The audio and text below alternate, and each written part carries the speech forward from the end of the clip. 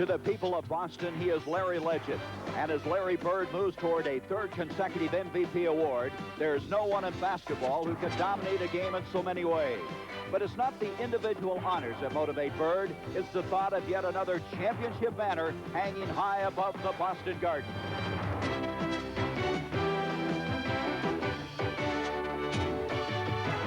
It's been a rather hectic rookie season for Philadelphia coach Matt Guokas.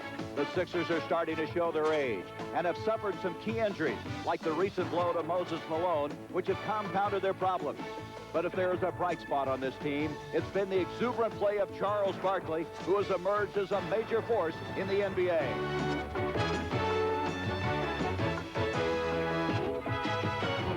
There's no greater rivalry in the NBA than the Celtics and Sixers. And today, live in Philadelphia, they're ready to square off once again.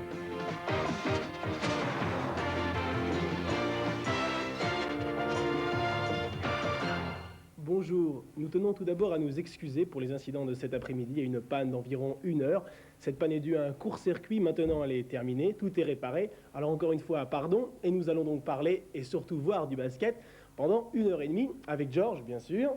Et nous allons aller à Philadelphie pour assister aujourd'hui à une rencontre qui oppose Philadelphie à Boston. Deux équipes, George, qu'on a déjà vues sur Canal+, mais qui sont surtout deux équipes situées toutes les deux sur la même côte, la côte Est, alors un derby. Voilà, c'est la plus chaude rivalité depuis 20 ans dans le basket professionnel. Et avec un public surchauffé au Spectrum de Philadelphia, je pense qu'on peut vraiment s'attendre à une ambiance et un match très serré. Donc, restez avec nous cet après-midi. Il n'y aura pas de problème, tout le monde va rester. Alors nous allons partir donc pour le Spectrum de Philadelphie, une enceinte célèbre surtout pour les hockeyeurs, puisque l'équipe des Flyers de Philadelphie y joue également. Alors les Boston jouent en vert, bien entendu. Les Sixers jouent en blanc. Les 5 de départ pour les Boston, ce sont 5 joueurs qui vous sont maintenant tout à fait connus.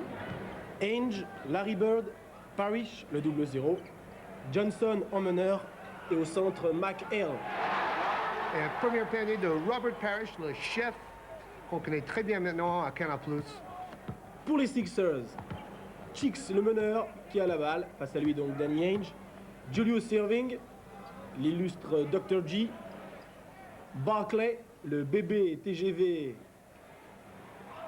terriblement apprécié par George. Et Dr. G, le numéro 6, qui marque son premier panier. Le numéro 23, c'est Cat Ledge. Moses Malone n'est pas sur le terrain, il est blessé. C'est donc un jeune joueur, Cat Ledge, dont on vous dira des petites choses un peu plus tard. Et le 41, Johnson.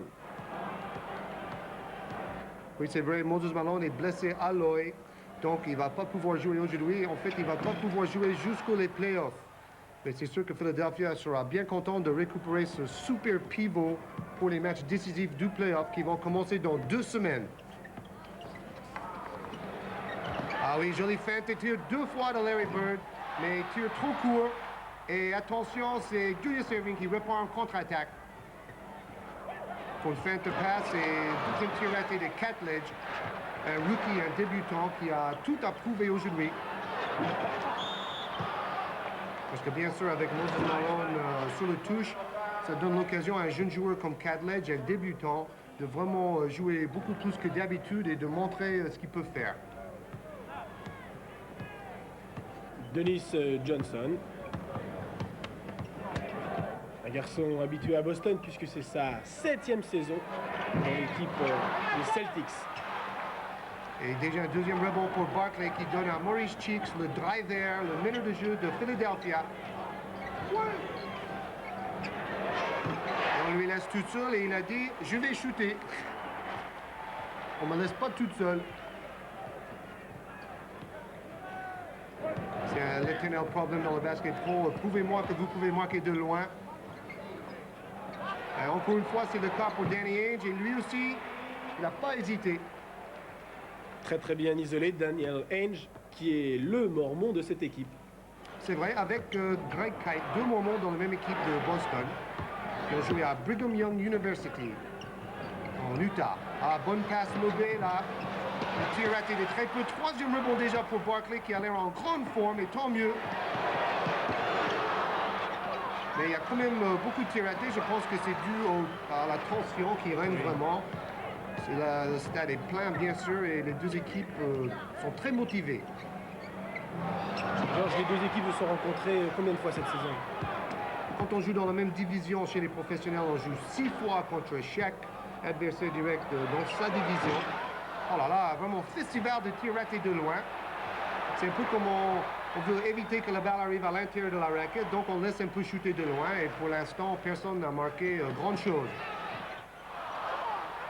Bonne défense de Parrish qui relance Danny Ainge.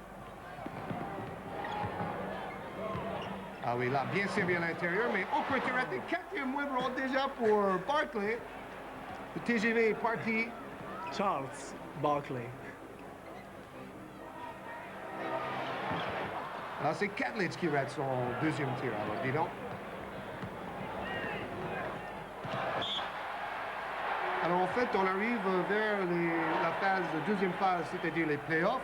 Donc, les équipes essaient de se situer vis-à-vis leurs adversaires, d'intimider un tout petit peu des adversaires qui vont peut-être retrouver dans cette phase décisive, les playoffs. Donc, c'est pour ça que c'est très important de gagner un match comme celui-là. Un contre un, Barkley contre McHale. Barkley qui perd la balle, beaucoup de nervosité dans les deux camps. Feinte de passe, bien circulé, très bien joué. Ah oui. 2 points de Kevin McHale. Que l'on voit d'ailleurs, Georges, de plus en plus souvent maintenant, dans le 5 de départ, McHale. Oui, cette année, il est devenu vraiment titulaire à part entier. Tandis qu'avant, il était 6e homme. Super passe pour Dr. G, qui a marqué le panier complètement dos au panier. Il n'a pas vu du tout le cercle. Ah oui, McHale, inarrêtable. 8-6. Toutes les équipes ont trouvé leur marque, enfin. Un contre un, Julius Erving, balle dans une main.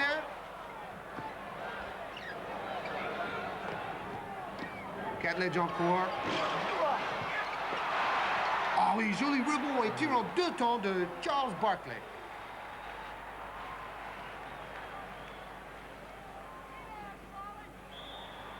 Alors Barkley, bien sûr, c'est le rond montagne de rebond. 51% pour Boston et 47% pour tous les adversaires de Boston cette année, c'est-à-dire au niveau des pourcentages de réussite. 4% de différence, c'est quand même beaucoup, et on voit pourquoi les Celtics ont le meilleur palmarès cette année. Tir à 3 points de Larry Bird. Bien sûr, le gagnant du concours de tir à 3 points pendant le All-Star Game. George Larry Bird qui a marqué le plus de paniers à 3 points cette saison. Il a battu le record même. Il a un joli tir à mi-distance de Julius Erving qui lui aussi, malgré ses 36 ans, a l'air en grande forme. Alors, chaque fois McHale en attaque posée parce qu'il n'y a pas de défenseur chez Philadelphia qui peut vraiment arrêter Kevin McHale. En fait, Philadelphia veut gagner ces derniers quelques matchs avant les playoffs parce que c'est très important d'avoir un meilleur palmarès pendant la première phase. C'est important pour recevoir plus souvent pendant la deuxième phase. Donc, Philadelphia est très motivé. C'est un peu moins le cas pour Boston parce qu'eux, ils sont tellement plus forts que les autres qui sont sûrs de recevoir plus souvent pendant les playoffs. Boston a une telle sécurité, ils ont quand même remporté 73 matchs cette saison. 63, oui. 63, pardon, 76. Exactement. Voilà, marché sifflé cette fois-ci contre Catledge qui est très nerveux, j'ai l'impression, et qui a raté presque tout ce qu'il a entrepris jusque-là. Et c'est tout à fait normal quand on pense qu'il joue presque jamais. 50% de pourcentage jusque-là pour Boston et 38 seulement pour Philadelphia. Et les 4 tirs ratés de Catledge jouent beaucoup là-dedans.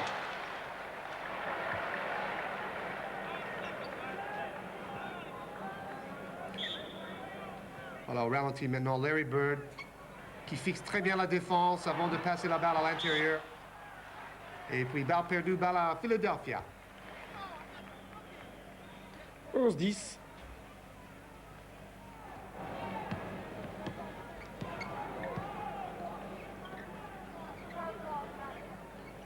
Voilà, on circule plus calmement maintenant. Match s'est ralenti un tout petit peu. On entend beaucoup le public derrière qui crie tout le temps. C'est presque l'ambiance qu'on avait la semaine dernière pour la finale universitaire. Oui.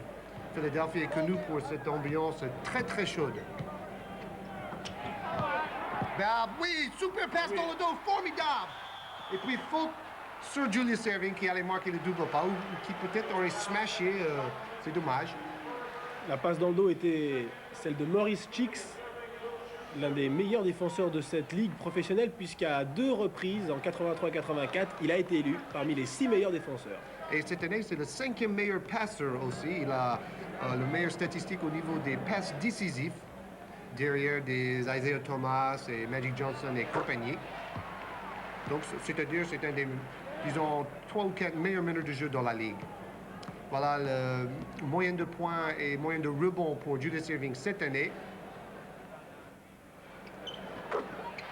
Les petites tempes blanches sur les côtés, mais l'adresse toujours présente. Hein. Oui, et surtout une détente toujours phénoménale. J'espère qu'il va pouvoir smasher plus tard dans le match pour en faire la preuve. Oui, oui. Alors là, toujours McHale servi en premier, qui donne une bonne passe à Bird. Trop court. On relance rapidement côté Philadelphia. Ah, 2 points de Terry Catledge. C'est vrai que c'est difficile pour lui tout de même de remplacer Moses Et Malone. ce mouvement de Dennis Johnson, c'est formidable, qui passe complètement en dessous le panier pour shooter de l'autre côté. Quelle maîtrise de son corps sur cette action quand même. Ah oui, Cheeks qui perd la balle pour le reprendre tout de suite après. Et oui, passe olé olé de Julius Erving qui saute en l'air et qui tient la balle dans une main si facilement. Voilà, rebond Catledge et 2 points. Et une nouvelle fois, 2 points de ce jeune joueur qui a 22 ans et qui vient de l'université de South Alabama. Alors là, on voit une statistique assez compliquée. Le pourcentage de rebonds pris par l'attaque et le pourcentage pris par la défense. Tir à 3 points de Danny Ainge. Ça fait déjà 2 tirs à 3 points réussis par Boston. Sans doute l'équipe le plus fort dans ce domaine. Cette année en tout cas, avec Bird qui a marqué le plus de paniers à 3 points dans une saison de l'histoire de la Ligue. Tout simplement. Rebond bien relancé. Jeu à 2, oui, super! Oh, que c'est joli. Et puis Dennis Johnson très vigilant qui a suivi au rebond après le double pas raté de Danny Ainge. 18-16 pour Boston, à moins de 4 minutes dans cette première partie de la rencontre. On joue toujours côté droit du terrain pour Philadelphia qui essaie de servir. Catledge à l'intérieur. Ah oui, 2 feintes de passe. Balle à Barkley qui tire encore une fois 2 temps. Il doit avoir des sacrés abdominaux quand même pour pouvoir se plier en 2 comme ça pour shooter. Bon, déjà, Georges, quand on voit ses dorsaux et ses biceps, on peut imaginer les abdominaux. Et c'est 125 kilos. Avant, il pesait 150 kilos. Et regardez, le TGV est parti encore une fois.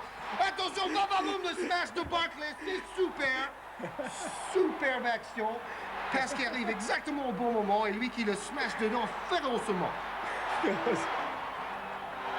pas un mot, ça? Attention, dribble dans le dos. C'est reparti pour le spectacle de Julius Erving. Et voilà Bird qui relance Danny Ainge. Oh oui. Ah, quelles superbes actions qui s'enchaînent en 1 minute. Là, vraiment, le match a pris son rythme de croisière quand même, hein, parce que début un peu hésitant et puis tout d'un coup, accélération des deux côtés. Et c'est pas pour nous déplaire, ça. Alors, prise à 2 sur le joueur intérieur, on renverse la balle. Oui, Maurice Cheeks, 2 points, 22-20. Et les deux équipes ont retrouvé toute leur adresse à mi-distance. Quelques moments de nervosité et maintenant c'est parti pour un bon match, je pense.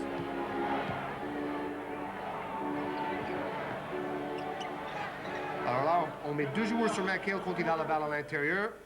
Larry Bird contré qui reprend la balle, feinte, et qui tire au-dessous du panneau. Et puis l'arbitre qui ramasse la gamelle. Et puis Julius Erving qui est vraiment déchaîné. On dirait qu'il avait 20 ans pour ce match, vraiment. Ah oui, passe lobé de l'autre côté, bien vu. Quel calme et sérénité, Georges, hein, c'est Dennis Johnson. C'est la sobriété des Celtics, très collectif. Et smash de Julius Erving aussi. Le public est déchaîné maintenant. Alors 12 rebonds pour Philadelphia et seulement 8 rebonds pour Boston. Et je pense que Barkley a bien la moitié. Pénétration jusqu'au bout de Dennis Johnson, qui a vu une ouverture dans la défense de Philadelphia, un peu fatigué peut-être, un peu essoufflé. Toujours côté droit du terrain, c'est assez intéressant. On se demande d'ailleurs pourquoi Boston n'oblige pas l'attaque de Philadelphie de commencer de l'autre côté. Balle perdue, on relance côté Boston. Passe en une main. Très sobre. Très calme et ô combien collectif. On fait abstraction de tous les intérêts et les ambitions personnelles dans cette équipe de Boston. Tout pour le collectif et tout pour gagner. Les 30 dernières secondes dans le premier quart-temps.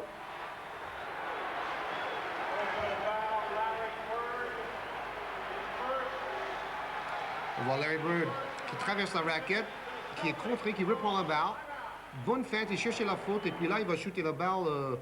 Ça va toucher carrément le dessous du panneau. Un beau contre de Greg Stokes. Et Greg Stokes, c'est un jeune joueur qui n'a pas beaucoup joué jusque-là. Lui aussi, donc on va découvrir Greg Stokes, Terry Catledge. C'est quand même de gros risques que prenne Philadelphie parce que leurs deux intérieurs, Stokes et Catledge, ont respectivement 22 et 21 ans et ce sont tous les deux leur première année. Ils sont obligés avec les blessures à Moses Malone et Bob McAdoo, qui lui aussi a mal au genou. En fait, en fin de saison, c'est souvent le cas. Il y a beaucoup de blessures, surtout dues à la fatigue.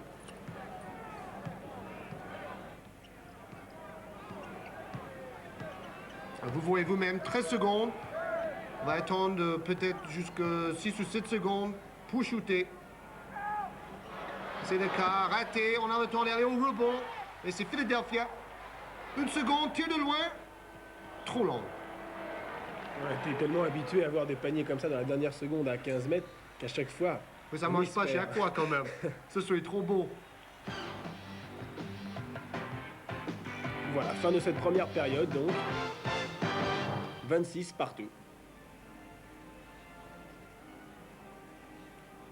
Alors Larry Bird a marqué qu'un panier sur 6 tirs. Et de l'autre côté, Charles Barkley a déjà pris 6 rebonds. Donc lui, surtout au niveau des rebonds, a vraiment montré sa valeur. En fait, c'est le deuxième meilleur rebondeur dans la Ligue cette année. Il a même dépassé Moses Malone, répétons-le, qui était 5 années d'affilée le meilleur rebondeur dans la Ligue. Maintenant, il est 4e. Et Barkley, le jeune loup, est 2e derrière Bill Laimbeer de Détroit au niveau des rebonds. Il y a eu quelques changements chez les Celtics. Parrish est sorti et remplacé par le légendaire Bill Walton, ce rouquin numéro 5, qui est le plus grand sur le terrain avec ses 2,11 m. Et là aussi, c'est Barkley qui remplace un peu Malone parce qu'il se place à la position de pivot. Il a montré une jolie technique dos au panier, tandis que normalement, il joue face au panier. C'est pas évident de changer de position sur le terrain comme cela. Le rebond de Clement Johnson, lui aussi qui va jouer beaucoup plus que d'habitude. Il est en grande forme depuis 3 ou 4 matchs d'ailleurs, Clement Johnson, et c'est tant mieux pour la situation dans les playoffs. Oui. Ça fait 3 paniers déjà qu'il a marqué en 2 temps comme ça, en se tenant en l'air. Il attend que le défenseur descend un peu et puis il shoot au dernier moment. Et 4 points d'avance pour les Sixers. Là, une défense très malin d'ailleurs de Barkley qui reculait tandis que Walton cherchait le contact. Et puis, comme il n'y avait pas de contact, il a marché complètement.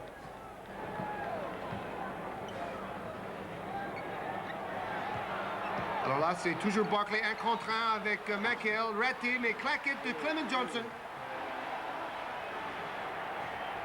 Il n'est pas très grand, Barkley, mais c'est un véritable armoire à glace. Très large. C'est avec sa puissance qu'on pense son manque de centimètres. Hein. Oui, puissance et détente vraiment faramineux. Surtout quand on pense qu'il pèse 125 kilos. Avant, il allait jusqu'à 145 kilos. Il a fait régime, disons. Le voilà, Charles Barkley. Les 10 points, les 6 rebonds. Déjà cités.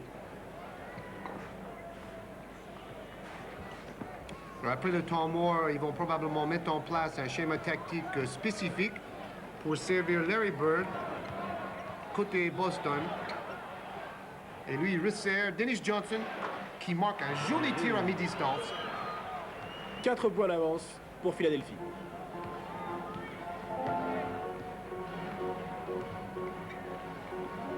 On entend Lord derrière pour remotiver le public sans arrêt. Ah oui, encore une fois, mais il rate très peu. 3 claquettes. Et finalement, il y avait une faute, mais on voit vraiment l'enthousiasme et la hargne du 34 BBTGB Barkley qui pénètre entre 2 joueurs. Contré au dernier moment, il reprend la balle 3 fois. Et enfin, quand même, il y avait une faute. Il y a un enthousiasme sur ce garçon. Regarde, il est bondissant, hein? Il saute même quand il n'a pas besoin. Bird. Ah oui, bien joué, beaucoup de patience. Mais trop court, Bobby Jones qui relance Maurice Cheeks, dribble dans le dos. Très technique, regarde le dribble main gauche aussi bien que le main droite. Il lève la tête tout le temps pour voir un joueur démarqué. Et Sidel Threet, le numéro 3, très dangereux de loin. Qui raté de Jones. Ah oui, touch pass. Pass fait avec un toucher remarquable de Larry Bird, mais balle à Philadelphia. Ça joue vraiment bien quand même. Il y a une circulation de balles impressionnante des deux côtés. On dribble pas trop. Puis c'est intéressant de voir que Philadelphie utilise vraiment des jeunes joueurs. Là encore, Sedal Street, le numéro 3, ce jeune meneur. C'est vrai, c'est un joueur qui, en fait, au début de sa carrière, personne ne croyait qu'il allait trouver une place chez les pros. Et depuis 3 ans, il s'est carrément imposé. Et c'est devenu le 6e homme de cette équipe. Il marque plus que 10 points par match et c'est un super shooter de loin. Le coach de cette équipe de Philadelphie, Matt Guiokas. Qui a remplacé Billy Cunningham cette année.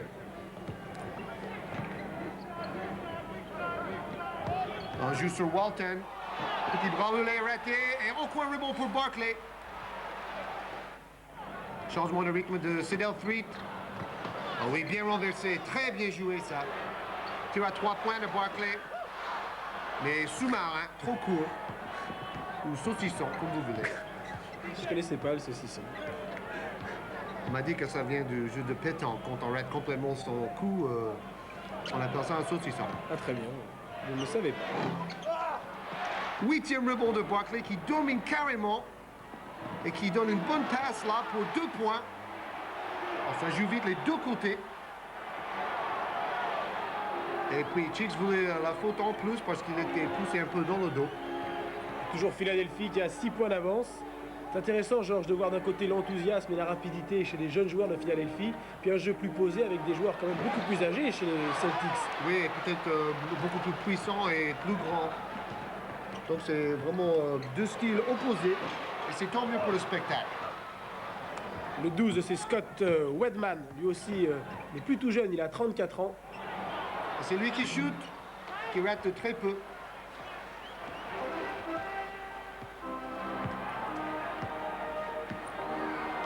Alors voilà, 21 rebonds contre 13 pour Boston. Philadelphia a quand même pris 8 rebonds de plus.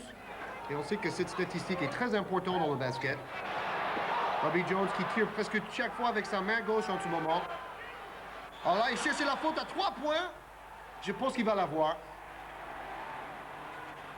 Et Dennis Johnson n'est pas content de lui-même parce que c'est pas le moment de faire une faute. Il restait plus qu'une seconde sur l'horloge de 24 secondes. Et là, il va donner 2 lancers à Barkley. Là, c'était un règlement différent du basket européen. Si on fait une faute derrière la ligne de 3 points en Europe, c'est 3 lancers francs. Tandis qu'aux États-Unis, ce n'est que 2 lancers francs. C'est pas très logique d'ailleurs. Des petites variantes. Oui. Déjà 9 rebonds quand même. Hein.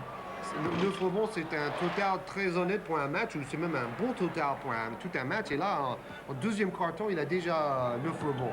Quel est le record de points de rebonds pris dans une partie, Georges, par un joueur? 55 rebonds pris par Wilt Chamberlain. Alors là, j'aurais bien aimé voir ce match. C'était en 1960. C'est vrai que Chamberlain était une tête plus grande que tous les autres, mais quand même, 55 rebonds, c'est beaucoup. C'est gigantesque. Alors voilà, Rick Carlisle qui a fait un bon match contre Los Angeles sur Canal+. On marque 10 points. Bonne circulation en cours. Oh, superbe! Et Greg Kite, le jeune pivot de Boston, est contré le 50. Mon copain de Floride d'ailleurs, on l'a déjà dit souvent. Là, il remplace Parrish pendant quelques minutes. Un contre un, Irving.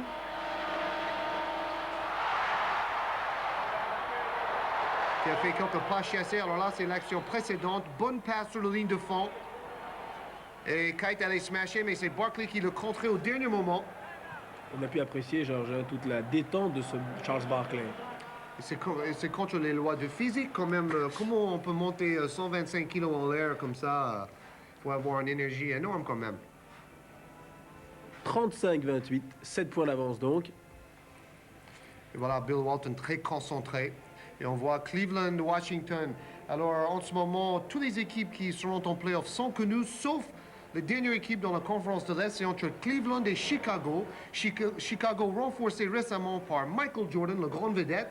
Et ils essaient de s'arracher une place en playoff en fin de saison. Et en fait, ça va probablement se jouer la dernière journée, le 82e match, Chicago contre Cleveland. Alors là, il y aura de l'ambiance quand même, hein, pour gagner une place en playoff.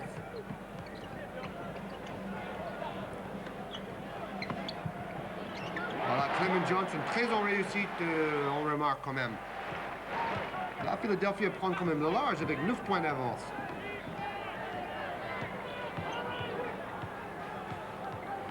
Là, il y a Jerry Shishkin, venu d'Indiana, renforcer Boston cette année. Passe lobée pour lui. Un petit peu de réussite. Hein? Oui, et le panier compte, il y avait une faute loin du ballon, je pense.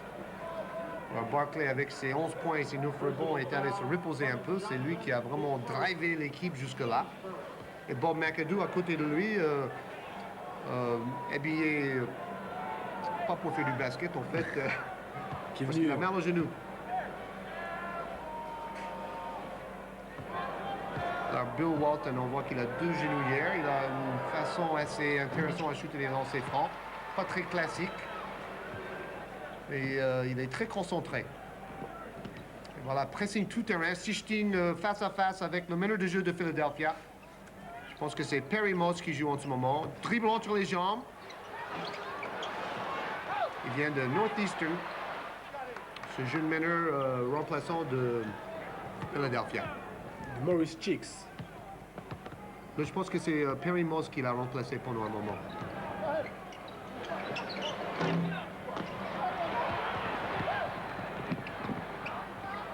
Alors, Irving qui donne le ballon à Moss qui fait une jolie passe à une main.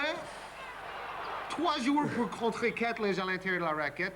Là, c'est vraiment le forêt de bras. Il faut peut-être pas y aller trop souvent, Monsieur Catledge, parce que Bill Walton vous attend. Puis on sent qu'Atledge rend des centimètres quand même. Il fait 2,3 m. C'est un petit peu mince. Et Walton est connu pour ses contres aussi, donc faut pas trop aller se frotter à lui. Alors là, c'est Cedar Threat qui est si rapide. Surtout au démarrage, c'est assez impressionnant. Un peu comme un dragster.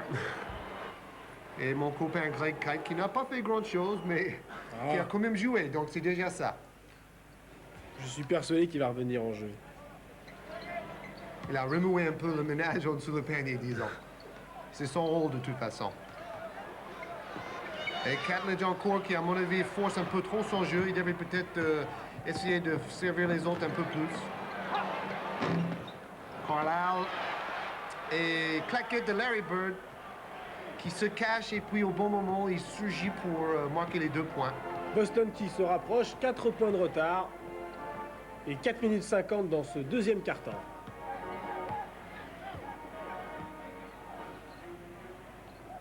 Donc, c'est toujours Kadlec et cette fois il va marcher. Alors vraiment c'est pas son jour à lui. Hein.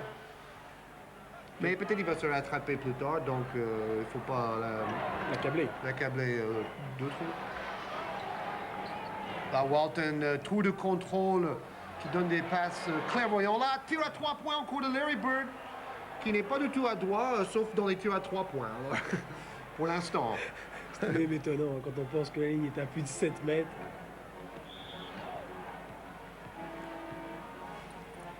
On sait que récemment, il a marqué 6 paniers à 3 points dans un match. Et c'est dans ce match, d'ailleurs, il a battu le record pour le plus de paniers à 3 points dans une saison. Et rentrée de Barkley parce que, bon, il y avait quand même 9 points d'avance à un moment pour Philadelphia. Barkley est sorti. Maintenant, Boston est revenu à 1 point. Donc, c'était peut-être bien le moment de faire appel à lui.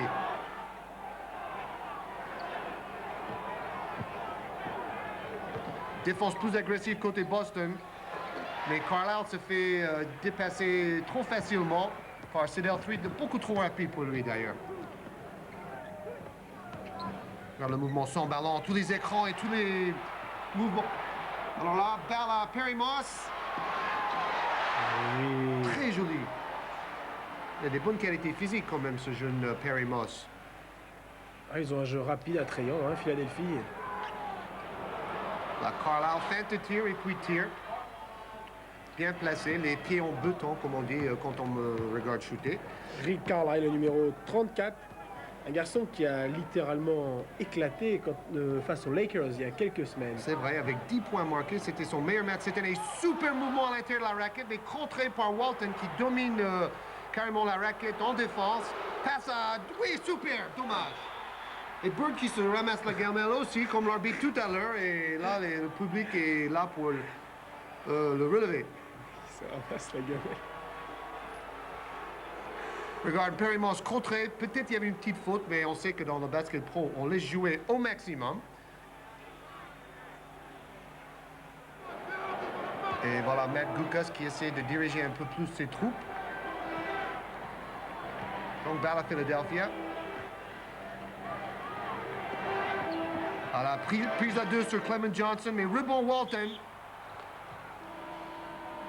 On voit que chaque fois que le balle arrive à un pivot placé près du panier, ils vont aller le prendre à 2. Ça, c'est une tactique défensive mise au point avant le match, bien sûr, ou pendant les temps morts. Un supporter qui porte le 53. Oh, c'est pas un remplaçant? Peut-être, il y a quelques années alors. Il a une jolie casquette de baseball. Alors, regarde Larry Bird. Regarde son visage. Mais qu'est-ce qui m'arrive? De belles images et Philadelphie 3 points d'avance. Alors déjà 8 points, 3 rebonds et 3 passes décisives pour Larry Bird. Toujours aussi complet. Avec Magic Johnson, le joueur qui fait le plus de triple-double. C'est-à-dire plus de 10 rebonds, 10 passes décisives et 10 points marqués dans le même match. Et faute de Sichting, un petit joueur mais qui est quand même assez hargneux. Meilleur marqueur Irving, 10 points pour Philadelphia. Et Larry Bird, 8 points pour Boston. Sichting, George, mesure 1m85. Oui, mais il manque pas de volonté. Hein. C'est un peu comme Isaiah Thomas, mais en moins rapide. Alors, encore un tir de loin de Jerry Sichting. Donc, on voit qu'il est très adroit aussi. 1 point maintenant de retard pour Boston. Sichting qui devait être content de jouer à Boston, tandis qu'à Indiana, il ne gagnait pas beaucoup de matchs l'année dernière. Hein. Il a fait le bon choix. Puis également son salaire a dû suivre. Oui. Et les bonus pendant les playoffs. Oh oui, la puissance au cours de Charles Barkley. On l'appelait le Ron Montagne de rebond. On l'appelait le Baby Gorille parce qu'il fait des smash ô combien spectaculaires. Et moi, j'aime bien l'appeler le Baby TGV parce que quand le train est parti, il vaut mieux pas se mettre devant. Hein. Oui, mais cette image est jolie et puis elle est juste. En fait, c'est un vrai cas, ce Barkley, qui montre tellement d'enthousiasme sur le terrain, mais il est très privé, il n'aime pas être trop dérangé chez lui. Et en fait, c'est intéressant parce que lui, il gagne beaucoup d'argent. Il voulait que sa mère arrête de travailler parce que c'est une femme de ménage, tout simplement. Et elle a dit, non, moi, je ne peux pas rester à rien faire chez moi. Gardez votre argent et moi, je vais bosser. Ah, c'est une famille intéressante. 42-40. Passe laissez va, mais Walton, ah oui, il dribble dans le dos de Dr. G, il est parti, attention. 2 points pour Cedar Street, superbe action contre-attaque de Philadelphia. Tout ça est parti d'une bonne défense, une interception. La balle prise dans les mains de Walton. Passe lobé pour Walton, qui n'est pas très sûr de lui, on a l'impression quand même aujourd'hui. Hein. On le sent fébrile. Hein. Ah voilà, le Masters, qu'on va voir d'ailleurs ce soir sur Canal+. Pour la 4e et dernière journée du Masters d'Augusta. Alors, encore une contre-attaque de Philadelphia. Bien mené, tir de loin. Réussi pour Cedar Street. 6 points, Georges, maintenant en avance, juste à 1 minute de la mi-temps. Explosion de Philadelphia en fin de cette première mi-temps. Tandis que Wedman, toujours aussi à droit de loin.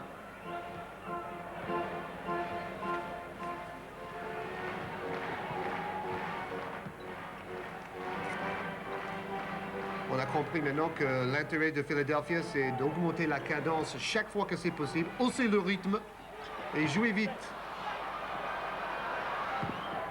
Tandis que Boston contre-attaque aussi, mais moins souvent. Et là, c'est bien joué, 1 contre 1. Carlisle, qui n'est pourtant pas très rapide. Mais là, avec une jolie technique main gauche, il a su marquer le panier. Allez, Boston qui se rapproche,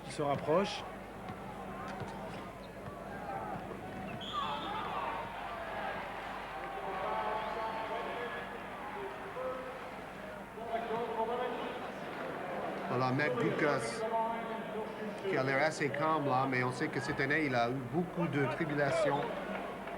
Il y avait beaucoup de problèmes, sans parler des blessures déjà de McAdoo, Malone et compagnie. Il y a Andrew Toney, qui est un All-Star, un arrière qui n'a pas joué toute la saison à cause d'une blessure au pied. C'est le même genre de blessure que Michael Jordan a subi. Et parlant de Michael Jordan, c'est lui qui a voulu revenir dans l'équipe. Son club ne voulait pas qu'il joue parce qu'il prenait quand même une risque. Et lui, il a dit, il faut arracher cette place en playoff. Moi, je reviens et puis je joue, tout simplement. Ah, 2 nouveaux points encore de Scott Wedman.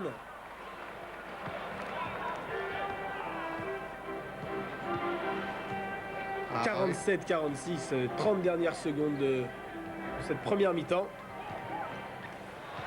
Ah oui, pénétration et smash. Oh, mais ça va pas compter. Là aussi, dans le basket européen, on a le droit de faire ce genre de choses, mais dans le basket pro américain, on ne peut pas toucher le balle quand il est sur le cercle. Vous allez voir, si le balle est juste au-dessus du cercle, il n'a pas le droit. Il faut que la balle sorte du cylindre qui est imaginaire au-dessus du cercle du panier. Donc Boston a toujours un point de retard. Ah oui, une bonne passe, mais la défense est revenue au bon moment aussi.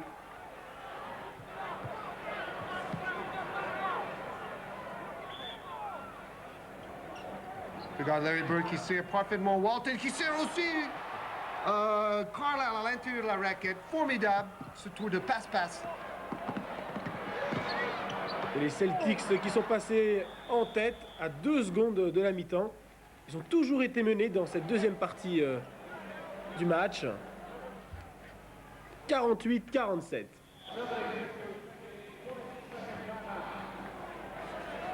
Christine Jones qui doit énormément utiliser de chewing-gum durant toute une rencontre. Oui, c'est la même remarque que Didier Lecourt a fait la semaine dernière. On a vu là, au ralenti le pass de Bird et puis après le pass clairvoyant, magistral même de Bill Walton. Et puis bien sûr, le receveur qui s'est bien démarqué au bon moment derrière la défense. Ça aussi, c'était une différence de règlement. On ne peut pas faire sur une mise en jeu en dessous du panier dans le basket européen. C'est des petites différences. C'est quand même le même sport, tout simplement. Mais là, il y a des meilleurs joueurs. Ah oui, oui. C'est encore un temps mort. Donc, il reste que 2 secondes. Mais tu as 3 points de Barkley toute seule. Trop court. 48-47. Un tir donc de Barkley un petit peu juste. Et les Celtics de Boston qui mènent donc d'1 point à Philadelphie. Oui, et puis je pense qu'on va vivre une chaise et croisée peut-être jusqu'au bout, en fait, parce qu'on a vu que l'enthousiasme des jeunes de Philadelphia et puis la sobriété de Boston, ça fait pour un bon match. Alors on va un petit peu parler du basket français parce qu'il y a eu un petit retournement, ou plutôt Challans se rapproche terriblement d'Orthez. Orthez a été battu. Oui, c'est vrai, pour Antibes. Et puis, en fait, Chalon, on a déjà dit plusieurs fois, l'équipe surprise dirigée par Michel Gomez. Et deuxième maintenant, ils ont battu Villeurbanne d'un point à Villeurbanne. Vraiment l'exploit. Et Orthez est toujours premier quand même avec un point d'avance. Mais maintenant sur Chalon, Monaco et Villeurbanne étant à 2 points derrière les leaders. Georges, quel est votre favori pour le championnat de France? Je pense qu'Orthez est bien placé, mais quand même, il y a un match Villeurbanne qui reçoit Orthez pour les dernières journées du championnat. Ça peut s'avérer décisif, mais aussi Monaco et Chalon sont bien placés, donc tout peut arriver d'ici là. Alors tout peut arriver également à Philadelphie. Philadelphie a un point de retard, ils ont toujours mené, mais sauf dans les dernières secondes. Alors on repart pour le Spectrum de Philadelphie. Là, les statistiques pour le premier mi-temps, 8 points, 3 rebonds et 5 passes décisives de Larry Bird. En fait, Larry Bird, il est le meilleur shooter au lancer franc dans la NBA. 3e meilleur pourcentage à 3 points. 4e meilleur marqueur, 7e meilleur rebondeur et 8e meilleur intercepteur. Tandis qu'il est le premier dans toutes ces catégories dans son propre club. Alors vraiment, si ce n'est pas le meilleur joueur de cette année, et ce serait d'ailleurs pour la 3e fois de suite. Triplé historique, Georges, puisque aucun joueur extérieur, donc ailier ou meneur, n'a réussi à remporter ce trophée du Most Valuable Player, qui signifie le meilleur joueur donc de la Ligue professionnelle. Exactement. Avant, c'était les Roussel et les Chamberlain qui dominaient. Alors là, maintenant, c'est un ailier, Larry Bird. Alors là, on voit Robert Parrish revenu en jeu, le double zéro, qui ne joue pas du tout comme un zéro, vous allez voir. Oh, on connaît bien ce chef indien. Son sourire, qui sera probablement servi assez souvent parce que comme l'intérieur de la raquette est assez faible avec l'absence de Moses Malone côté Philadelphia, ils ont l'intérêt à servir ces grands pivots. Alors là, à la dernière seconde de l'horloge de 24 secondes, c'est Stokes, le 41, qui marque le panier. Toujours un point d'avance pour Boston. Là, c'est Parrish qui, avec son tir habituel, un peu à reculant. Il garde la balle très très haut au-dessus de sa tête. Technique intéressante. Et quand même 2 paniers de Stokes. Greg Stokes, qui est vraiment un inconnu jusque-là, il était vraiment le remplaçant, le dernier remplaçant pratiquement. Alors là, on ne peut pas dire qu'il éclate vraiment, mais il fait des bonnes choses quand même. Il est jeune, il a également des possibilités de progresser. Tout à fait, c'est en jouant qu'on progresse, tout le monde le sait. Ah, bien sûr, bien à l'intérieur, contré par McHale. Ça va être très très dur de passer quand même plus près du panier pour Philadelphia. Smash de Parrish aussi. Bien relancé. Il a l'air si calme après ça. Oui, j'ai smashé, oui, c'est vrai. Quel joueur étonnant. Alors là, on insiste à jouer à l'intérieur et encore une fois, Catledge se fait contrer par la Boston. Regarde, il lève la tête tout de suite, il n'a même pas regardé la balle pour dribbler. Et après, c'était le smash de Parrish.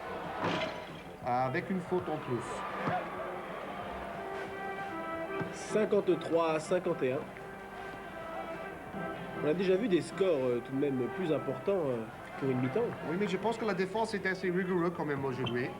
Et puis, il y avait quand même au début de match une maladresse insigne des deux côtés. Mais depuis, il y avait quand même des accélérations époustouflantes des deux côtés. Puis c'est bien de découvrir des jeunes comme Stokes et Sidel Threatt et compagnie. Voilà, on nous redonne le score Cleveland-Washington parce que bien sûr tout le monde suit de très près les matchs joués par Chicago et Cleveland parce que c'est la dernière place en playoff qui est en jeu. Tandis que tous les autres équipes sont connues. En quelque sorte, nous aussi, nous vivons en direct l'autre match dans une autre ville des États-Unis. C'est vrai. Joli tir à mi-distance réussi par Dennis Johnson. Toujours aussi complet. En début de carrière, c'était un grand défenseur et puis maintenant, il est devenu un attaquant très très fort. Ah oui, regardez les dribbles de Julius Erving. Il a des mains comme mais non pour tenir la balle comme ça.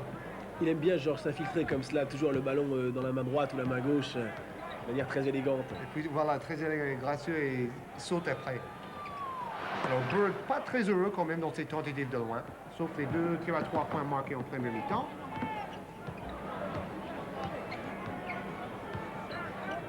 Ah oui, 2 feintes de passe et puis tir réussi de Maurice Cheeks. Lui aussi, c'est la science du basket. Il sait servir le joueur en forme. Ah oui, passe. Oh oui, c'est super cette geste technique de Larry Bird. Passe sans regarder dans le dos, mais malheureusement, l'autre joueur n'attendait pas du tout la passe. Il a feinté son propre coéquipier carrément. Lui aussi, il lève la tête, passe lobé. Chercher la faute, mais l'arbitre ne sifflait pas. Ça joue quand même assez rugueux. Et on sent là encore la laxité de l'arbitrage. Hein. Oui, ou laxité ou intelligence. Ah oui, encore Catledge qui va encore essayer une fois. J'ai presque envie de dire le pauvre, parce qu'il insiste tellement à aller au panier avec la balle et chaque fois il rate le panier ou il se fait contrer. Alors là, il se fait... on regarde cette passe quand même. Et Michael qui s'y attendait pas du tout. Il faut vraiment avoir une confiance en soi énorme pour tenter ce genre d'exploit technique pendant un match professionnel. Et bien sûr, Larry Bird, s'il y en a un qui a de la confiance en lui, c'est bien Larry Bird. Et pour raison d'ailleurs. Alors, presque 7 points par match marqués par Catledge et 5 marqués aujourd'hui, mais beaucoup de tirs ratés. Et là aussi un lancer franc raté. 55-54. Dans le mouvement sans ballon, les écrans. Passe à une main, feinte de tir. C'est vraiment joli à voir. On dit que les deux équipes qui circulent le mieux la balle dans l'NBA, c'est Los Angeles et Boston. Et je pense que c'est pour ça que c'est les deux meilleures équipes d'ailleurs, avec les vedettes qu'ils ont. Dennis Johnson. Et aussi, ils savent accélérer le jeu quand ça leur convient le mieux, parce que bon, ils jouent puissants, ils jouent à l'intérieur en attaque posée. Et quand ils ont l'occasion de contre-attaquer, ils ne s'en privent pas. Alors on force un peu trop le jeu individuel côté Philadelphia. Toute la différence est là, à mon avis. Beaucoup plus de sobriété et de calme chez Boston. Surtout de fond de jeu. Et comme on ne peut pas s'appuyer sur Moses Malone à l'intérieur, c'est très dur pour Philadelphia. Ce manque de fond de jeu va peut-être se résorber avec l'entrée en jeu de Bobby Jones. C'est vrai, un le travailleur à vétéran. l'ombre, exactement, qui fait des bonnes passes, des bons écrans. Ça n'apparaît pas toujours dans les statistiques, mais en fait, ça fait gagner les matchs le plus souvent.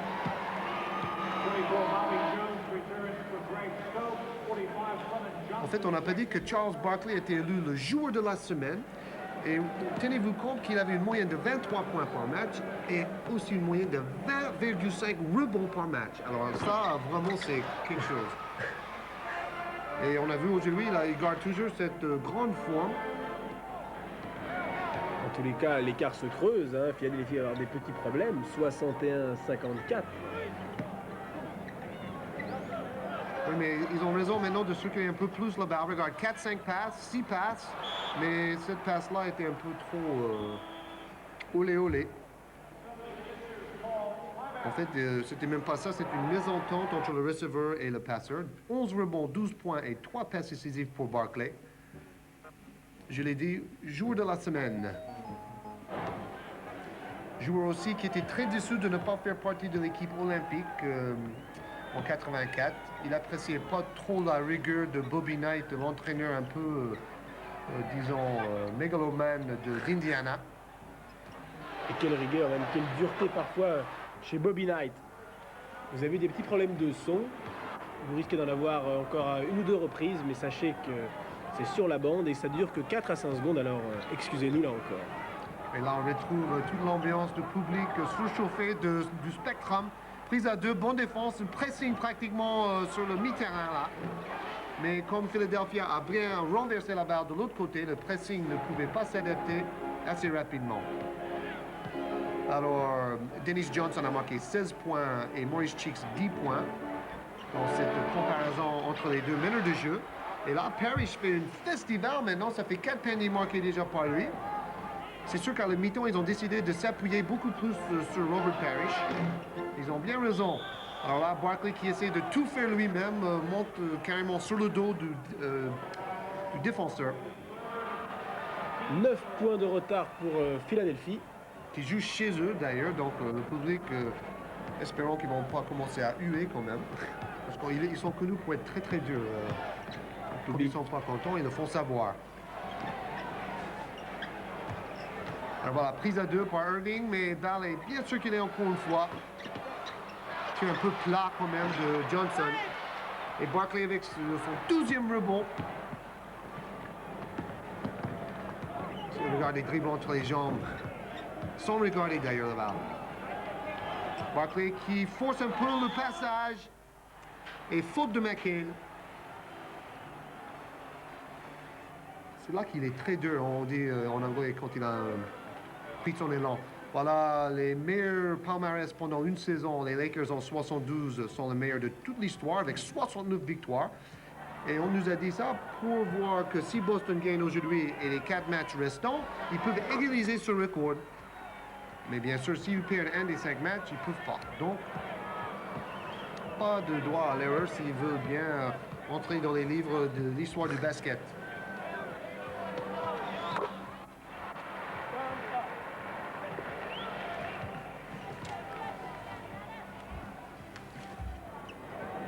Alors voilà, 7 points d'avance pour Boston. Boston qui calme le jeu, ils mènent, donc ils n'ont pas raison de s'affoler. L'équipe avec beaucoup de métier, mais Larry Bird qui a tiré un peu à reculant. Rate, et c'est l'occasion de contre-attaquer pour Philadelphia. 3 passes, on laisse Barkley à l'intérieur. Bien ressorti. Oh, mais là, il manque de peau quand même, hein, dis donc. Manque de chance, comme vous dites, George. Ah oui, voilà, encore le jeu collectif, 3 passes rapides, et puis là, Dennis Johnson qui cherche la faute merveilleusement. Ça, c'est très très dur à apprendre aux jeunes joueurs, c'est de faire des feintes avec les yeux, la tête et les épaules pour faire sauter la défenseur et puis après rentrer un tout petit peu dedans pour avoir la faute. Il ne faut pas trop rentrer dedans parce que à ce moment-là, c'est une passage en force. Mais si on monte un peu vers le défenseur, à ce moment-là, souvent, l'arbitre va siffler pour vous. Il demande, Georges, déjà de pouvoir faire ces feintes-là, avoir une maîtrise technique exceptionnelle au départ. Oui, et puis une sens, un peu de pif aussi, parce qu'on ne peut pas vraiment regarder le défenseur, il faut sentir où il est. Déjà 16 points marqués, 3 passes décisives pour Johnson, 17 points maintenant. Parlons des points marqués, le fameux Dominique Wilkins a fait le meilleur score cette semaine dans le NBA avec 57 points marqués. C'est le plus gros score pour un individu cette année dans le basketball. Mais c'est surtout Wilkins pour ses smatchs. Oui, le joueur d'Atlanta. Mais cette année, il risque fort d'être le meilleur marqueur dans la ligue. C'est vraiment une lutte serrée entre lui et Alex English, All-Star aussi. Adrian Dantley, All-Star aussi. Ils sont tous à une dixième de points dans leur moyenne, donc presque 30 points pour chacun. Voilà, les dribbles de Larry Bird, très bien joué, qui fixe la défense avant de shooter à reculant encore une fois. Et 9 points pour les Celtics. Normalement, on dit aux jeunes de s'équilibrer avant de shooter, mais quand on a la classe de Larry Bird ou de Clement Johnson, on peut se permettre de shooter en déséquilibre. Si ça rentre, tout est permis.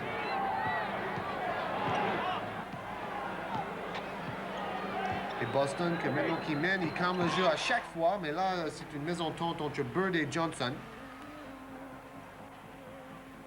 Quand on fait ses passes lobées, il faut vraiment lober la balle, il ne faut pas que la passe soit trop tendue.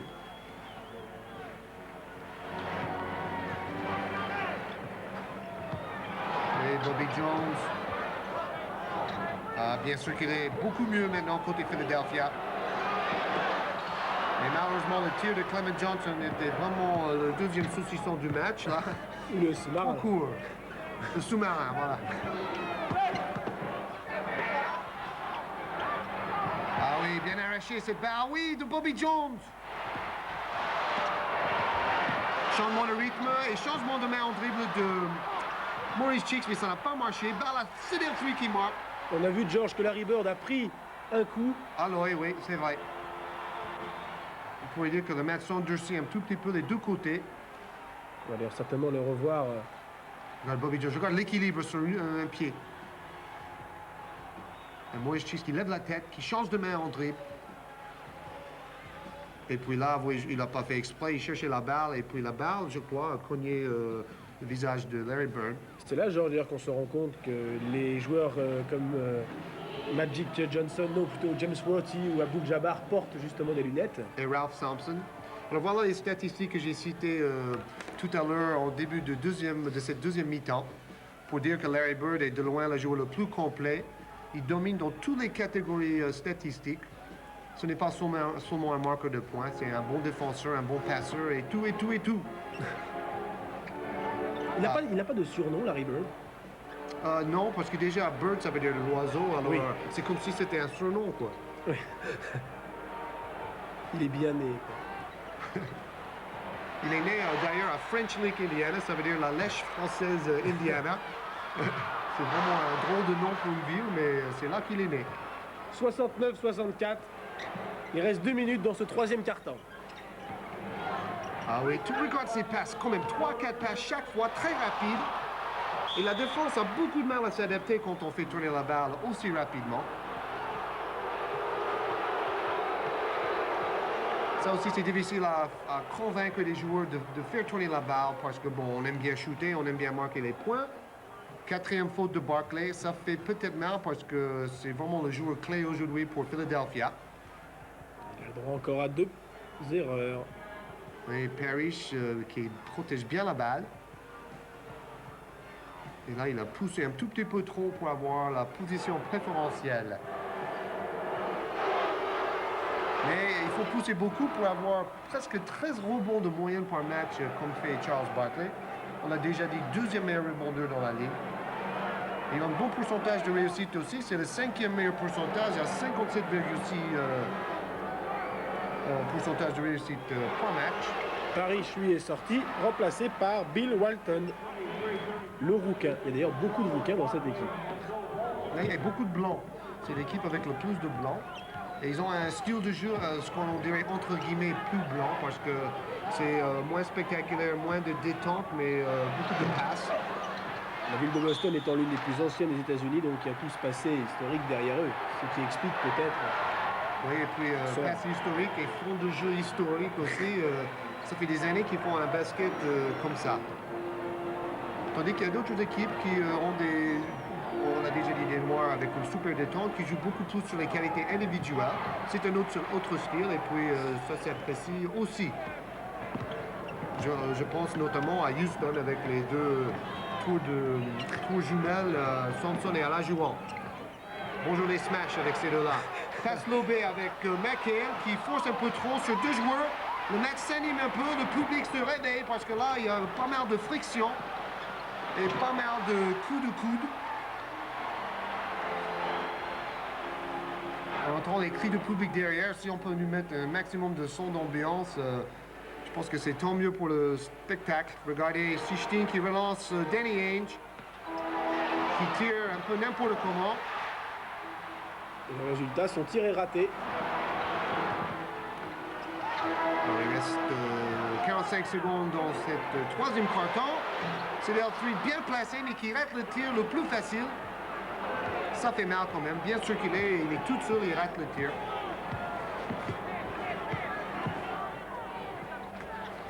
Alors là, on veut servir McHale 1 contre 1 avec Clement Johnson, mais bonne défense, bien aidé en défense par Maurice Cheeks, qui change de rythme. Oui, superbe action de Maurice Cheeks.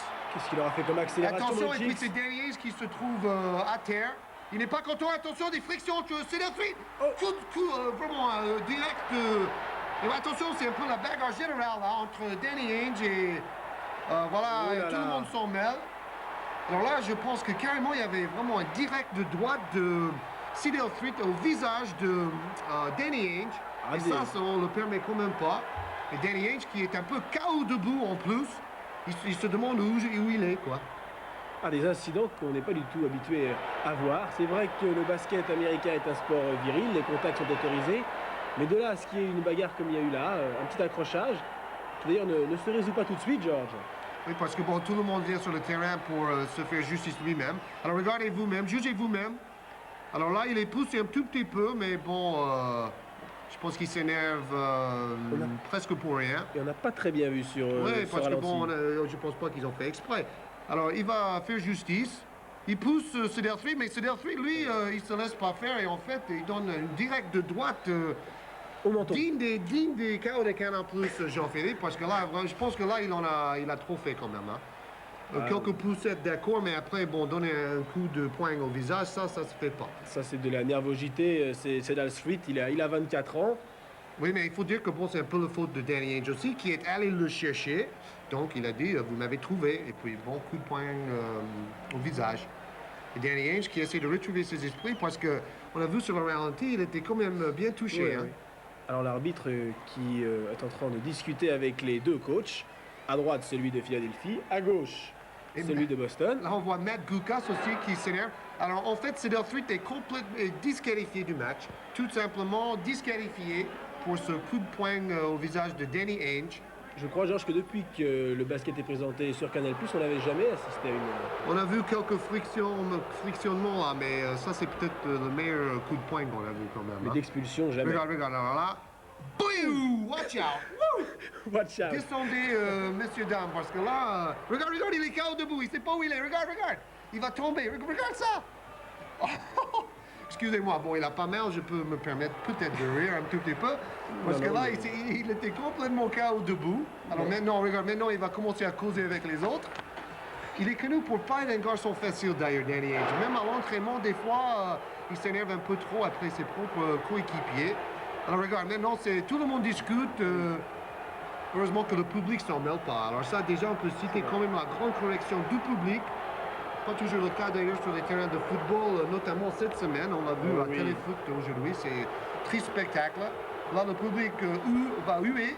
Mais ils savent bien qu'il faut rester derrière les barrières et ne pas s'en mêler parce que c'est pas leur affaire et tant mieux. Alors, faute technique, Danny Ainge qui shoot deux fautes techniques pour la bagarre ou le coup de poing de Cedar Street. On essaie de calmer les esprits, surtout sur les bancs, parce que là, les deux entraîneurs s'en mêlent aussi. Il y avait eu un antécédent.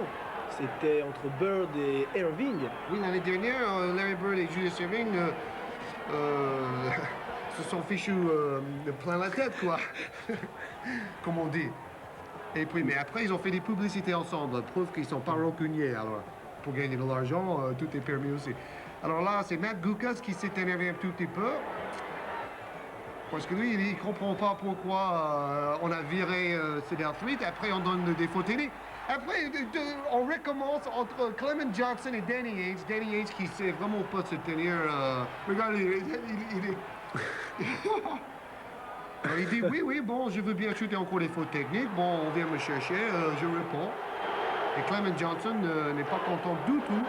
Il a peut-être voulu ranger son... Les entraîneurs sur le terrain, Jean-Philippe, ça se voit rarement. Regarde, les deux entraîneurs sur le terrain. Alors, encore une faute technique. Cette fois, c'est contre Clement Johnson qui a voulu relancer la bagarre. Et c'est Danny Ainge. Bon, c'est lui qui a commencé la bagarre et c'est lui qui va en profiter. C'est quand même pas très juste. Et la conséquence de cela, c'est que l'écart va se creuser en faveur des Boston. Oui, c'est vrai. Et des points qui valent très cher. Très mauvais moment. Bon, Casey Jones, il se dit, bon, c'est un peu dans notre faveur, toutes ces histoires-là, mais... Alors, mais peut-être ça va énerver aussi Philadelphia. Regarde la défense maintenant, plus agressive de Philadelphia, surtout sur Danny Ainge qui ne va pas recevoir le moindre cadeau de Philadelphia à partir de maintenant. Hein. En tous les cas, Cedar Street a été expulsé. Alors là, c'est quand même Boston qui marque encore 2 points, 5 secondes dans le troisième quart-temps. Il faut shooter là. Trop tard. Pas des petits incidents, 3 minutes d'incident, on n'avait jamais vu cela. Heureusement, ça n'a pas dégénéré. Alors, le public fait savoir avec sa voix qu'ils sont pas contents du tout. 76-68. Il va donc rester 12 minutes de jeu à Philadelphie pour pouvoir au moins revenir au score ou au moins égaliser. Voilà l'image du match, vraiment un match un peu qui est devenu bagarre de rue. Et voilà l'image de Charles Barkley, le meilleur joueur jusque-là pour Philadelphia. En fait, on a su après, avoir le coup de poing de Cedar Street. Vous pouvez reprendre les images pour les KO de lundi. Et on a su après qu'il y avait $2000 d'amende donnée à Cedar Street. On a vu les statistiques. Regarde Danny Ainge. On dirait un garçon angélique, tout tranquille. Moi, qu'est-ce que j'ai fait? C'est pas possible. Ça, c'est un peu trop quand même. Hein. Alors après, mais voilà la justice. Danny Ainge, il a reçu une amende de $1000.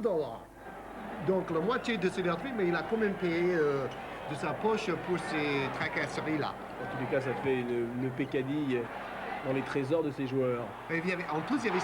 Oh, regarde, le public qui s'élève, tout le monde là va pas permettre la moindre erreur de l'arbitrage maintenant. Regardez, entre Sichting et Barclay, c'est l'engueulade totale. Et Sichting qui a pris un coup au visage aussi, et qui saigne même un peu, je crois. Quel regard de Barclay. Ouais. Glacial. Regardez, il a... Une toi qui ouverture. connais toi qui connais la boxe, on appelle ça comment? Là, l'arcade sourcilière ouverte. Voilà. Tout simplement. Le pauvre Sichting, c'est... Voilà. Maintenant, faute technique sifflée contre Boston. Les arbitres essaient de compenser un tout petit peu. Alors après ce coup au visage j'espère que ça ne va pas dégénérer encore plus parce que ça serait quand même dommage. Non, de toute manière, il n'y aura plus d'incidents ou presque maintenant. Ça nous permet des émotions, il faut le dire. Voilà. Cela fait partie de ce sport américain. Regarde le physique en dessous du panier maintenant. Et puis les arbitres sont obligés de sévérer, ils sont obligés de reprendre le match en main. Ils vont siffler probablement 2 ou 3 fautes très rapidos. Alors Larry Bird tout le monde se permet maintenant de discuter avec les arbitres, tandis que normalement il y a une grande correction, faute technique, et on a vu le lancer franc de Philadelphia. Mais George, il y a quelque chose qui m'étonne et qui surtout m'a échappé. Le fait que Sudal Sweet ait été expulsé, il peut être remplacé? Ah oui, bah bien sûr, c'est pas comme dans le football. Hein. Lui, il est disqualifié, mais bien sûr, on doit jouer avec 5 joueurs. Et il risque d'être suspendu pendant... Oui, si ce genre d'incident serait pour lui, oui.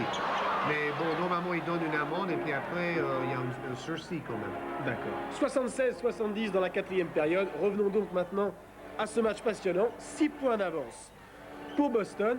Et je vous rappelle que nous jouons à Philadelphie. Ah oui, joli tir de Sichting. Voilà, il fallait peut-être pas l'énerver celui-là.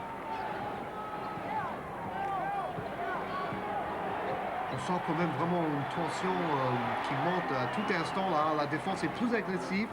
Regarde, on est collé, c'est marquage à la culotte carrément. Alors, il cherche la faute un peu. Ah, très joli ce tir en reculant de Clement Johnson, le 45, qui remplace merveilleusement bien Moses Malone aujourd'hui, il faut le dire. Beaucoup plus efficace en tout cas que Terry Catledge, le jeune.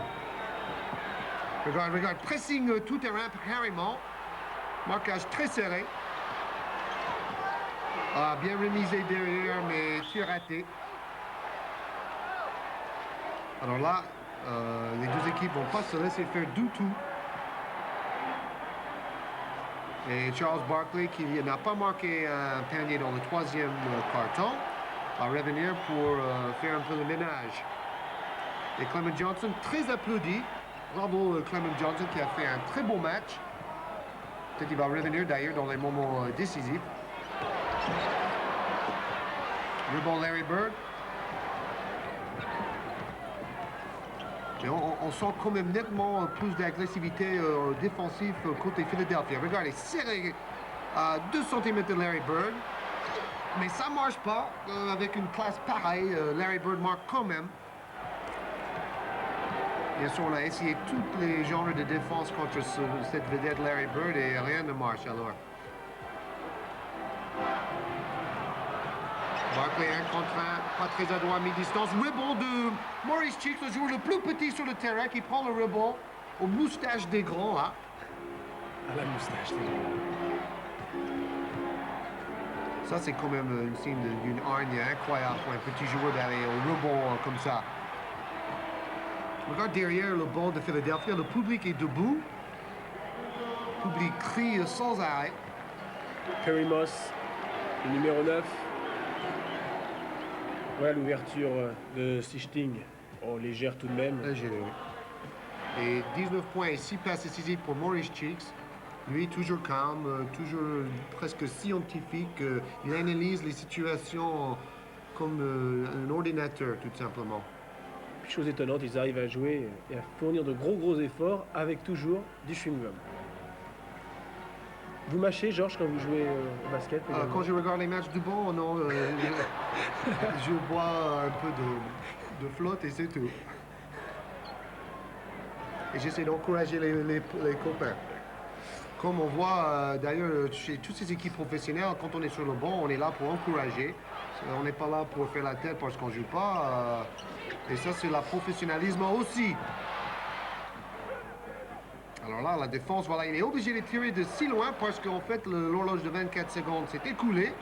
La défense de Philadelphie s'est nettement améliorée. Et voilà un peigne en contre-attaque de Ketledge qui va peut-être se racheter en fin de match. Il en a besoin parce que là, il a presque complètement passé à côté du sujet dans les 3 premiers cartons. Mais maintenant, c'est le money time, comme dirait Magic Johnson. C'est le temps de gagner son argent, les moments décisifs du match, le moment de la vérité. Un nouveau panier de Larry Bird, 82-76. Marqué un peu de la même façon d'ailleurs que le dernier.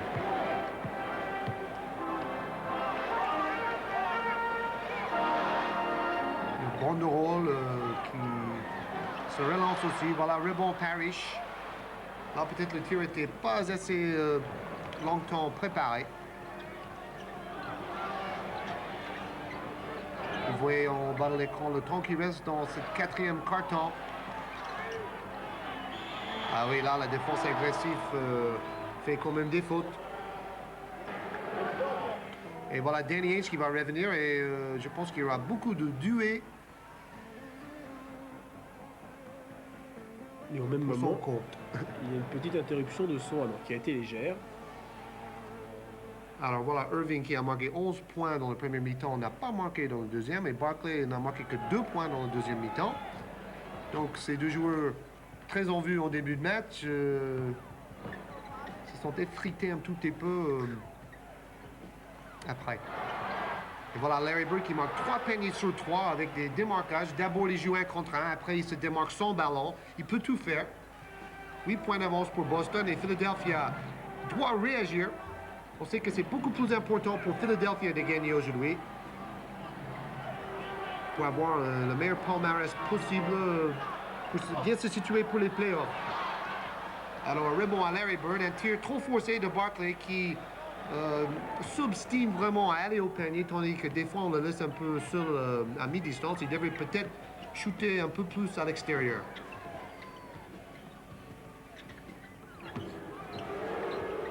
On regarde, chaque fois que Danny Ainge a la balle en main, le public le siffle.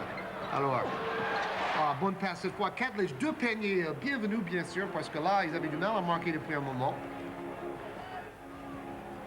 84-78. Alors voilà, défense très serrée de Julius Erving sur Dennis Johnson. Irving qui joue 2e arrière cette année. Regarde, oh là là, les huées quand même pour pauvre Danny Ainge. On fait également pour quelque chose quand même, non? Ah oui, oui, tout à fait. Et Larry Bird qui plonge sur la balle mais qui la perd. Et Bobby Jones, pas beaucoup de réussite pour lui. Il arrête un double par main gauche. Bonne passe clairvoyant. Là, il était un peu trop en dessous du panier pour avoir le bon angle de tir. Alors Larry Bird, lui, il ne se réserve pas pour les playoffs quand même. Hein. Il se bat sur tous les balles. Voilà, encore une fois, Barkley va aller au panier. Une claquette après, mais vraiment, il force un peu trop son jeu. Parce que c'est vrai qu'il a beaucoup de puissance, mais quand on sait ce qu'un attaquant va faire, ça diminue quand même sa réussite.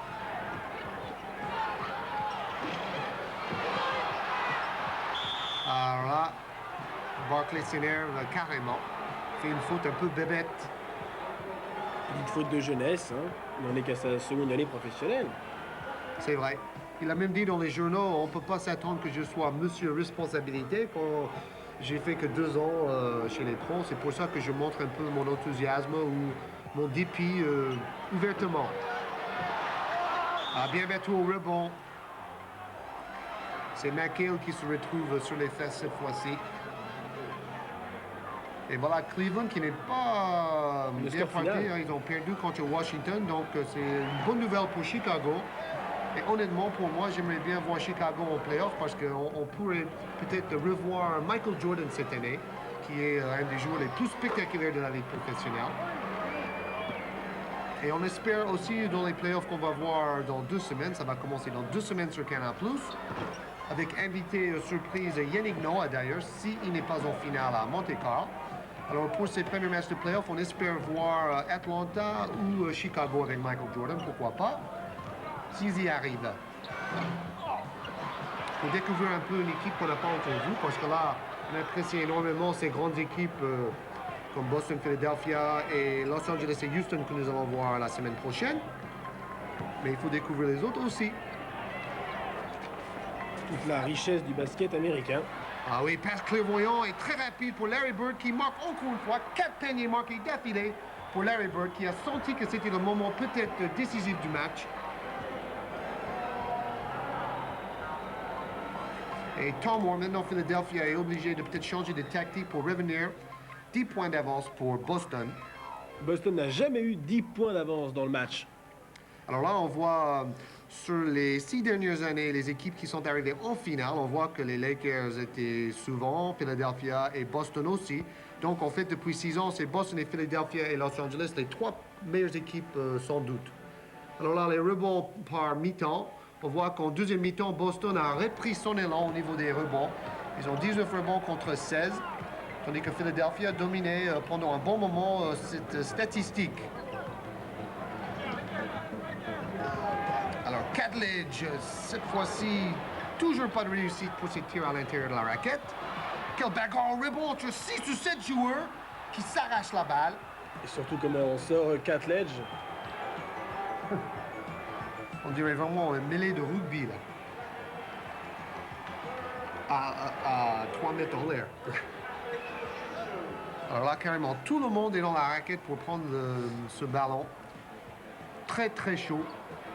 On aurait, On aurait certainement sifflé avant, Georges, hein, là, en France. Ah oui, on aurait sifflé bien avant, oui. Enfin, en France, en Europe. Mais tandis qu'en en Italie, c'est un basket plus proche du basket professionnel américain, plus physique. Alors, quand même 10 points et 8 rebonds surtout pour Catledge, qui rate le deuxième lancer franc. 88-79. Alors maintenant, c'est ce qu'on a déjà dit, money time. C'est vraiment le moment de vérité pour les deux équipes. Sichting de loin, réussi. 90-79, 11 points d'avance pour les Celtics, qui s'envolent en cette fin de match maintenant. Oui, oh oui, jolie passe là, avec une main de Irving. Fin de tir. Oui, mais il faut dire que Philadelphia n'est pas heureux. Oh oui, joli rebond de Julius Irving, Dr. G.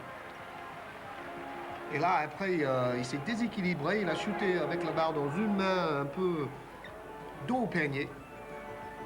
Alors voilà, vous voyez le match qu'on va voir la semaine prochaine. C'est les Lakers de Los Angeles contre les Rockets de Houston. Donc on va voir dans ces 2 semaines les 4 meilleures équipes carrément de la Ligue. Pour voir leur forme avant les playoffs d'ailleurs. Ah oui, bonne passe. Mais repris par Larry Bird qui calme le jeu. Faut pas s'affoler, on gagne de 9 points. Autant mettre en place un schéma tactique et bien faire tourner la balle et bien faire couler le chronomètre. Ça aussi, c'est l'intelligence de jeu de Boston.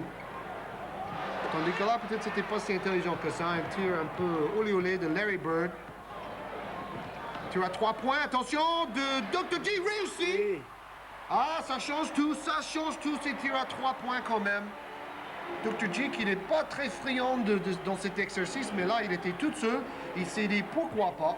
Et voilà, 3 minutes 10 secondes, 6 points de retard pour Philadelphie. Ah oui, on parlait de l'envolée de Boston, mais en fait, le score...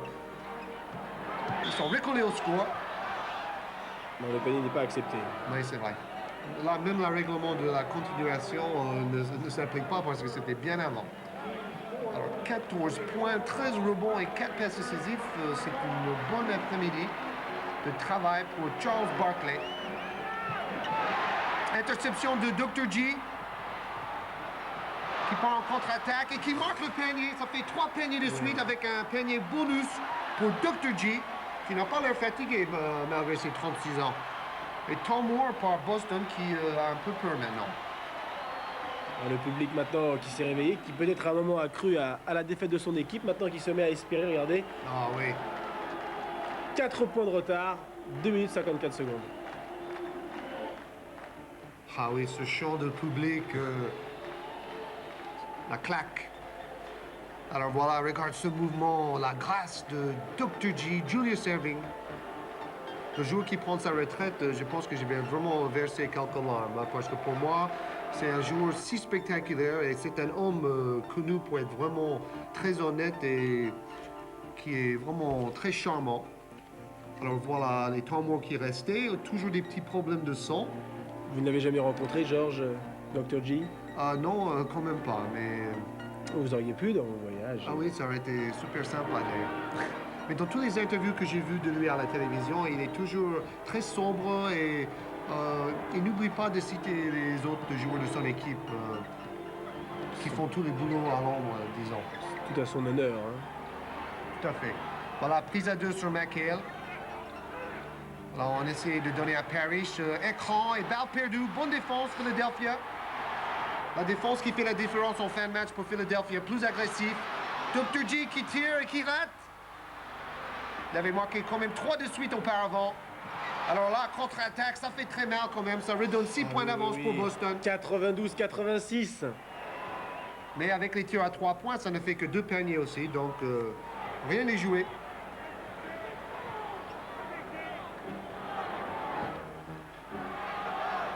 Alors là, il y a quand même un petit coup de barre parce que la fatigue se fait sentir des deux côtés.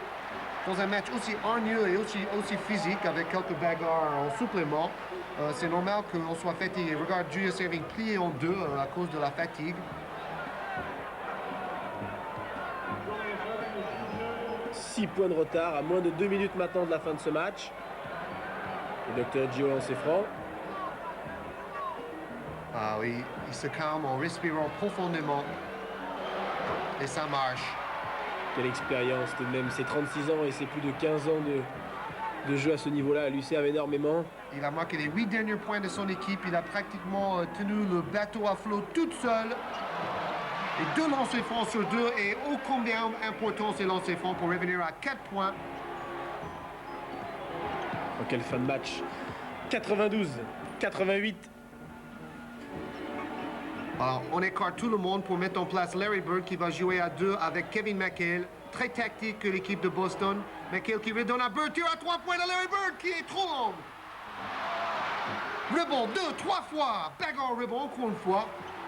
Et ça revient dans les mains de Shishkin qui très calmement se remet derrière. Très bien joué ça.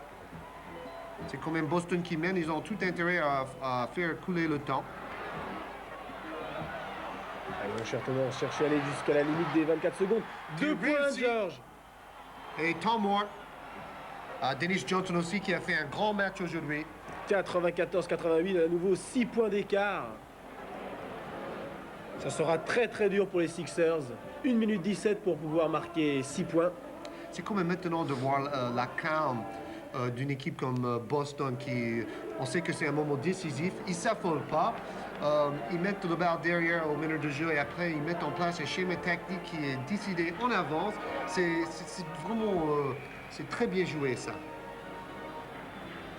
Mais bien sûr avec des joueurs de métier comme Johnson et Larry Bird et d'autres, c'est plus facile à avoir ces bonnes habitudes.